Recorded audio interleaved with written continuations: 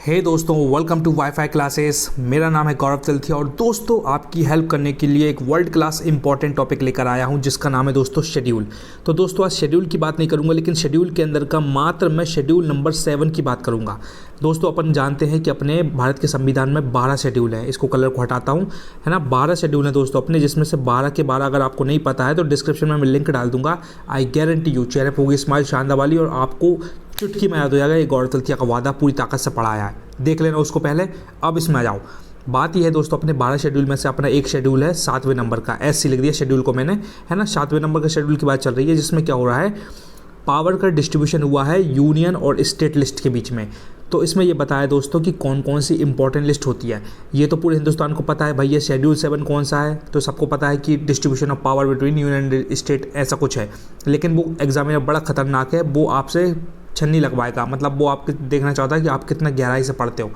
तो पूछेगा भाई साहब स्टेट लिस्ट में कौन कौन से मैटर आते हैं, वो ये लिख के दे देगा कि पब्लिक हेल्थ किस चीज़ में आती है, स्टेट लिस्ट में आती है या यूनियन लिस्ट में आती है या कॉन्करेंट लिस्ट में आती है। तो ऐसा क्वेश्चन आएगा। तो अब ईमानदारी से फोकस जाओ और पढ़ लो और कुछ सीख कर जाना, अपना टाइम यूज़ करना, वरना बढ़िया पिक्चर का ट्रेलर देखो, उसमें ज़्यादा आनंद है ना। इसमें कुछ सीख कर जाना, मैं आपको वैल्यू दूंगा। चलो, जैसा कि हम जानते हैं कि शेड्यूल 7 की बात चल रही है, उसमें 3 लिस्ट होती है दोस्तों। एक होती है स्टेट लिस्ट, यूनियन लिस्ट और कॉन्करेंट लिस्ट। कल के दिन एग्जामिनर क्वेश्चन बनाएगा कितने टाइप की लिस्ट होती है भाई साहब, 3 टाइप की। इस चीज़ को ध्यान रखिएगा। दूसरा, अब ये पूछेगा कि भैया स्टेट लिस्ट में कौन कौन से मैटर आते हैं, तो सबसे इंपॉर्टेंट मैटर है पब्लिक हेल्थ। पब्लिक हेल्थ जो होती है वो स्टेट लिस्ट के अंदर आती है, और सैनिटेशन। तो जैसे अपना ये साफ़ सफाई वाला एरिया है और ये पब्लिक का हेल्थ का ध्यान रखना है, तो सब स्टेट लिस्ट के अंदर आता है। मतलब हर स्टेट अपना अपना ध्यान रखेगा इस तरीके का। तो स्टेट लिस्ट में कौन सा मैटर आता है ये आपको रटना पड़ेगा, है ना। बार बार देखोगे याद हो जाएगा। पब्लिक हेल्थ और सैनिटेशन आता है दोस्तों स्टेट लिस्ट में। इसको ट्रिक बनाने की याद करने की कोशिश मत करना, विजुलाइज करना। यूनियन, अभी स्टेट का तो ये होगा दोस्तों। अब यूनियन में देखो, आप खुद सोचो, यूनियन मतलब होता है कि बड़े लेवल पर काम हो रहा है, सेंट्रल लेवल पे। तो बड़े लेवल पर बड़ी बड़ी चीज़ें होंगी, जैसे सिटीजनशिप। देख रहा हो कि अपने भारत की नागरिकता किसको मिलनी चाहिए। मान लो कोई अमेरिका से बंदा अपने भारत में आता है तो उसको सिटीजनशिप देना है कि नहीं, ये बड़ा मैटर है, इसलिए वो यूनियन में जाएगा। नेचुरलाइजेशन मतलब यही होता है, वही अपनी जो सिटीजनशिप ले रहा है उसको भी एक नेचुरलाइजेशन के तरीके से सिटीजनशिप मिलती है वो। और एलियन वगैरह जो बाहर के लोग हैं जो अंदर अपने देश के आते हैं, तो वो सारे इंपॉर्टेंट मैटर बड़े वाले यूनियन लिस्ट के अंदर आते हैं। इसकी मैंने ट्रिक बनाई थी कैन मैंने ऐसे बनाई थी CAN, मतलब यूनियन के अंदर मान लो आप 4 दोस्त हो, 4 दोस्तों ने बहुत खतरनाक वाली यूनियन बना ली। तो जो काम आप अकेले नहीं कर सकते थे, वो 4 दोस्त मिलके you 4 people can do anything. मतलब मान लो एक ट्रैक्टर को धक्के मारना है, वो गड्ढे में भर गया है, तो तुम अकेले इंसान से धक्का नहीं पड़ेगा, लेकिन 4 दोस्तों को बुला दोगे तो 4 लोग कैन हेल्प यू, है ना। इस तरीके से कुछ भी याद कर लेना। मतलब कैन मतलब यह है कि मैंने ट्रिक बनाई थी कि यूनियन में लोग इकट्ठे होते हैं तो वो कुछ भी कर सकते हैं। इस तरीके से मैंने सोचा था तो मुझे याद रहा। अब आ गए कॉन्करेंट लिस्ट पे दोस्तों।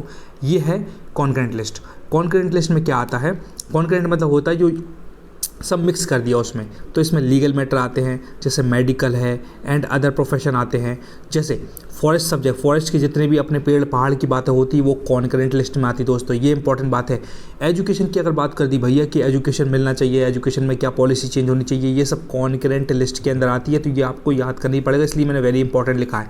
क्योंकि मैंने देखो स्पष्ट बात है, मैं खुद भूल रहा हूँ तभी तो मैंने नोट्स बनाए और मैं उनको बार बार देखता हूँ। यही सीक्रेट है, यही तरीका है। तो फॉरेस्ट सब्जेक्ट आते हैं, एजुकेशन आते हैं, वेट्स एंड मेजर्स हैं कि वेट्स और मेजर, ये मेरे को भी समझ में नहीं आया, लिखा था मैंने रट लिया इसको भाई, है ना। वेट्स एंड मेजर्स है। और क्या है, protection of wild life, wild animals and birds. देख रहे हो दोस्तों, अपने जो एनिमल, अपने शेर मेरे को बचाना है, अपने बर्ड्स जो मतलब विलुप्त हो रहे हैं, अपनी जो प्रजाति है उन सबको बचाना, वो सब कॉन्करेंट लिस्ट में आती है, तो वो मैंने लिख लिया। आखिरी वाला है एडमिनिस्ट्रेशन ऑफ जस्टिस, जो भी जज से रिलेटेड, जस्टिस से रिलेटेड है, सब वो कॉन्करेंट लिस्ट में आता है। तो दोस्तों ये वाहियात सी चीज़ थी, बहुत भूलते हैं, मैं भी भूलता था, इसलिए मैंने बढ़िया नोट्स बना लिए थे, मैं बार बार देखता हूँ, इसलिए मैंने आपको बता दिया।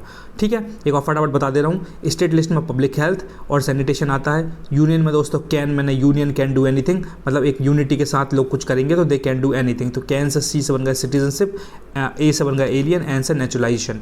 तीसरा है कॉन्करेंट लिस्ट, जिसमें दोस्तों लीगल मैटर आते हैं, मेडिकल फैसिलिटीज़ आती हैं, अपने जो पेड़ पहाड़ फॉरेस्ट की बातें सब कॉन्करेंट में आती है। एजुकेशन में क्या होना चाहिए कॉन्करेंट में आएगी। वेट्स एंड मेजर्स, ये समझ में नहीं आया, इसको रट लो। और प्रोटेक्शन ऑफ वाइल्ड एनिमल अपने शेर को बचाना है, हाथी का ध्यान रखना है, इन सब का, और बर्ड्स का ध्यान रखना है, ये सब कॉन्करेंट में आता है। और जस्टिस से रिलेटेड भी कॉन्करेंट में आता है। तो इस चीज़ को ध्यान रखिएगा, गारंटी यहाँ से क्वेश्चन बनेगा, कई बार बन चुका है है ना, मैं आपको वही पढ़ाऊंगा जो इंपॉर्टेंट है। अलग से मैंने दोस्तों 2-3 चीज़ लिखी थी, वो भी मैं आपको बता देता हूँ, क्योंकि ज्ञान ऐसी चीज़ है, अर्जित करते रहो। अब देखो, एक बाई ऐसा कहीं का मौका में क्वेश्चन आया होगा कि जोजिला पास कहाँ, मेरा गलत हुआ होगा, तभी मैंने फटाक से लिखा भैया जोजिला पास तो अपने जम्मू एंड कश्मीर में, लेकिन ये श्रीनगर और लेह से कनेक्ट होता है, श्रीनगर एंड लेह को कनेक्ट करता है जोजिला पास, तो मैंने ये अलग से लिखा। दूसरी बात, कलर करता हूँ, चीज़ थोड़ा गंदा लग रहा है, ये वाला पीला वाला कैसा देखते हैं, ये अरविंद बोबड़े फोबड़े छोड़ो, क्योंकि ये सब पुराने हो चुके हैं। तो अभी देख लेना कि अभी चीफ जस्टिस ऑफ इंडिया कौन है, रिसेंट वाला, ये पुराना था उस टाइम का, ठीक है। ये इंपॉर्टेंट करोड़ों रुपए का क्वेश्चन है, क्योंकि बहुत इंपॉर्टेंट, ये बहुत इंपॉर्टेंट, बताता हूँ कैसे। 104 अमेंडमेंट में क्या हुआ था दोस्तों, अपना SC और ST को लोकसभा और स्टेट लेजिस्लेटिव असेंबली में उनका रिजर्वेशन बढ़ा दिया गया था अगले 10 साल के लिए। एक बार फिर से बताता हूँ, ये 2020 क्यों लिखा, क्योंकि 104 अमेंडमेंट एक्ट 2020 में आया था। कब आया था, 104th अमेंडमेंट एक्ट दोस्तों 2020 में आया था, जिसमें क्या हुआ था, SC और ST का रिजर्वेशन बढ़ा दिया गया था लोकसभा में और स्टेट लेजिस्लेटिव असेंबली में। समझ में आया, एक बार फिर से बताता हूँ। लोकसभा तो आपको पता दोस्तों लोकसभा में है, और हर अपने अपने राज्य की अपनी अपनी स्टेट लेजिस्लेटिव असेंबली होती है, विधानसभा होती है, तो उनमें तो लोकसभा में और अपनी विधानसभा में रिजर्वेशन बढ़ा दिया था SC और ST लोगों का अगले 10 साल के लिए, क्योंकि ये रिजर्वेशन जो दोस्तों दिया है ना, ये परमानेंट कभी नहीं है, ये हर 10 साल एक्सटेंड होता है। जिस दिन इनको फील आ गया, सरकार को फील आ गया कि भैया अपने SC ST वाले सक्षम हो गए हैं, SC ST वाले बिल्कुल कंधे से कंधा मिला के चल रहे हैं, बिल्कुल अच्छे पढ़ाई लिखाई कर रहे हैं, फाइनेंशियली एजुकेशनली इमोशनली हर जगह से स्टेबल हैं, उस दिन रिजर्वेशन खत्म हो जाएगा। लेकिन जब तक उनको लगता है कि SC ST वालों को ग्रोथ की ज़रूरत है, बेचारे पीछे रहते हैं, तो वो 10 साल का रिजर्वेशन बढ़ाते रहेंगे। इसलिए ये 104 अमेंडमेंट एक्ट में 10 साल तक रिजर्वेशन बढ़ गया था।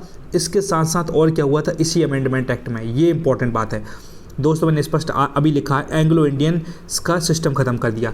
दोस्तों जो अपना राष्ट्रपति 2 एंग्लो इंडियन को नॉमिनेट करता था ना, 2 एंग्लो इंडियन को अपने क्या बोलते हैं लोकसभा में, तो अब एंग्लो इंडियन कुछ नहीं रहेगा। तो ये बहुत प्यारा क्वेश्चन था, और आएगा ये 110% कि भैया कौन से अमेंडमेंट के तहत एंग्लो इंडियन का खात्मा कर दिया। एंग्लो इंडियन अब मतलब एंग्लो इंडियन को कोई नहीं लेगा, प्रेसिडेंट नॉमिनेट नहीं करेगा, वो दो इंसान को लेगा ही नहीं, खत्म हो चुका उनका सिस्टम। तो 104 अमेंडमेंट एक्ट आएगा, इंपॉर्टेंट, बहुत इंपॉर्टेंट, ठीक है। बस यही बताना था और बाकी आपको पढ़ा दिया मैंने। तो thank you so much guys, until we meet again, Gaurav Teltia signing off, love you all, bye. Playlist जरूर चेक करिएगा, हेल्प मिलेगी, और डिस्क्रिप्शन में जरूर देखिएगा, वो शेड्यूल वाला टेंशन आपका खत्म हो जाएगा, आपके 2 नंबर वहाँ से पक्के हो जाएंगे, 2 नंबर यहाँ से पक्के हो जाएंगे, 4 number. Okay, thank you so much guys.